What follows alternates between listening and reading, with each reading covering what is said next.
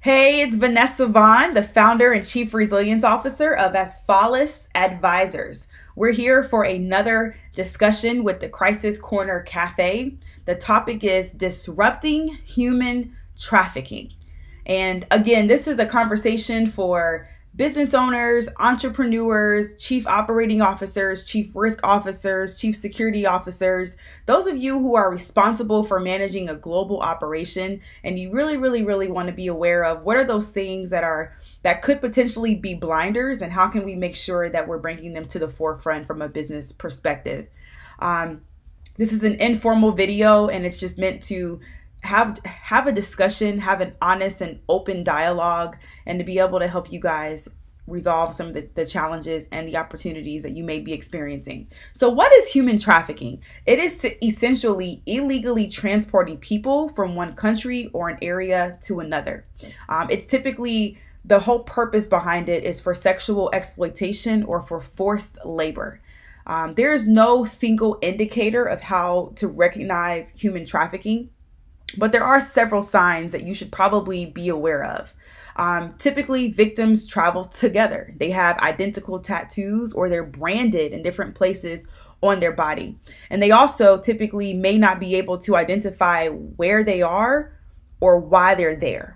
And so those are some things that you can be aware of as you think about your community and the business environment that you live in. So why are we talking about human trafficking from a business perspective? And so you guys know, I always like to start with the end in mind. What I thought was pretty interesting and really devastating is that human trafficking is the world's fastest growing criminal enterprise. Like, that's just crazy. Human trafficking is actually a $150 billion worldwide industry.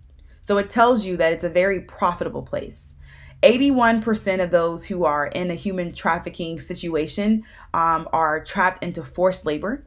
25% of those people are children, and 75% of those people are women and young girls. And so that's exactly why it pulls at my heartstrings.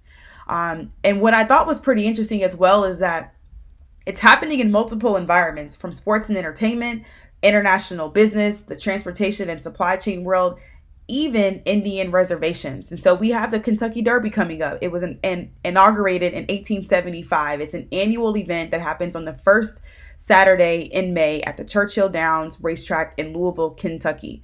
Well, according to articles, the 2019 Kentucky Derby is expected to have the biggest pursuit of human trafficking in the race's history. So if you're going to be there, please be aware, and I'll share some information at the end as to how you can communicate with local law enforcement. From an international perspective, Malaysia has discovered mass graves of people who have been victims of human trafficking. There's suspected human trafficking camps near the jungles that it borders with Thailand. And this has actually prompted a regional crisis since 2015. From a supply chain trucking perspective, there's a huge challenge with human trafficking. Really, it starts within our supply chains from a global business perspective. So there's a lot of truckers and agencies who are working against sex trafficking and human trafficking to stop those at the truck stops. And then, I also was pretty fascinated by this as well. The Native American women are facing an epidemic of violence. And I don't know if our country is aware or if the world is aware. They're being killed and trafficked at rates far higher than the United States population as a whole. On some reservations, women are 10 times more likely to be murdered than the national average. They disappear, and presumably many of them are forced into sex trafficking. So just think about that, right? How many of these people are we interacting with on a daily basis in our work and in our environments? So again, how does this tie into business? Well, modern slavery is essentially what human trafficking is occurring in our supply chains that fuel our global economy.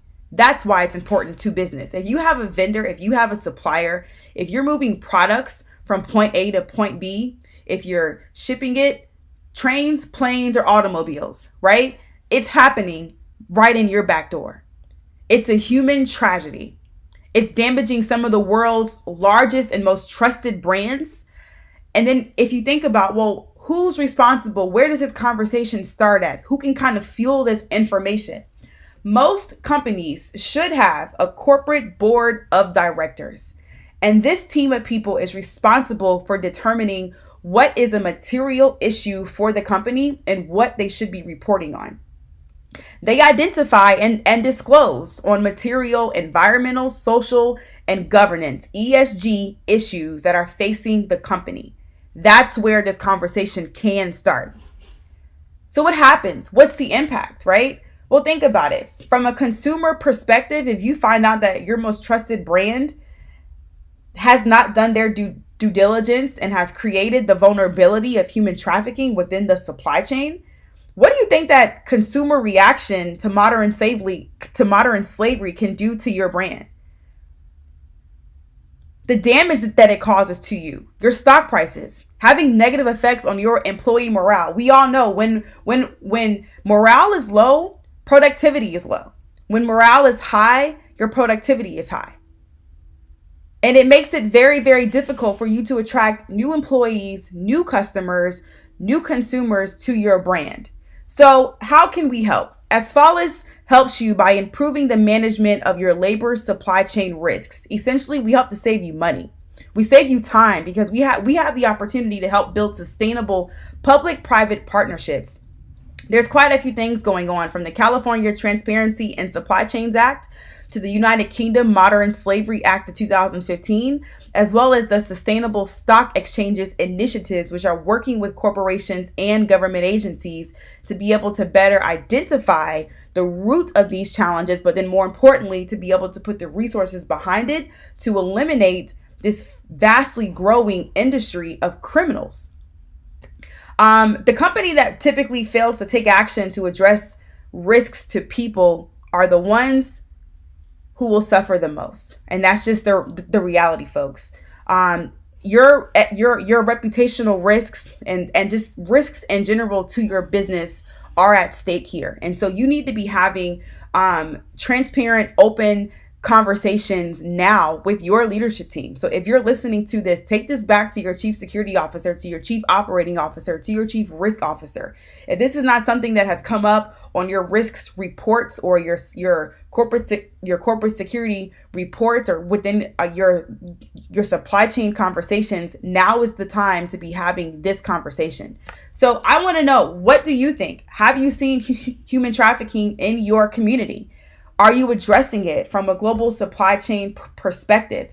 Have you worked at other companies where you have addressed that before? Have you been traveling, or have you been to an event and have you seen human trafficking in action?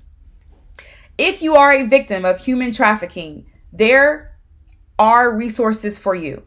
1-888-373-7888. Again, 1-888-373-7888. I will leave this information in the notes for the video. That's the National Human Trafficking Hotline. You can also shoot them a text, 233-733. You can text help or info and they will respond back to you instantly. They're open 24 hours a day, 7 days a week.